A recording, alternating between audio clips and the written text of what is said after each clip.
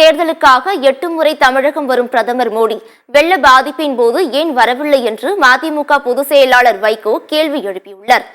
மதுரை தொகுதி Marxist communist கட்சி வேட்பாளர் க. வெங்கடேசனை ஆதரித்து மதிமுக பொதுச் செயலாளர் வைகோ வாக்கு சேகரிப்பில் ஈடுபட்டார்.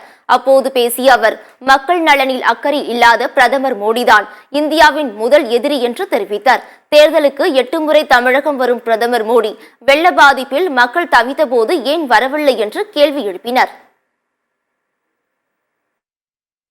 இந்த நாடாளுமன்ற தேர்தல் இன்றைக்கும் இந்திய நாட்டின் பிரதமர் 120 கோடி மக்களினுடைய தலைமை அமைச்சர் தமிழ்நாட்டில் தான் இருக்கிறார்.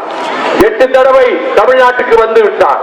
நான் பிரதமர் மோடி அவர்களை கேட்கிறேன், கண்ணீரும் கப்பலையுமாக பல்லாயிரக்கணக்கான தாய்மார்கள் கண்ணீர் விட்டு கதறினார்களே, பெரு வெள்ளமும் பெரும் புயலும் காற்று அடித்து தமிழகமே உருக்குலைந்து போகிற அளவுக்கு எல்லோரும் திணறிக் கொண்டிருந்த வேளையில் நீங்கள் நாட்டின் பிரதமர் இங்கு வந்தீர்களா? வர வேண்டாமா? இந்தியாவினுடைய முதல் எதிரி யார் என்று கேட்டார். நரேந்திர மோடி தான் இந்தியாவினுடைய முதல் எதிரி என்று நான் பகிரங்கமாக சொல்றேன். வழக்கு வேண்டுமானால் போட்டுக்கொள்.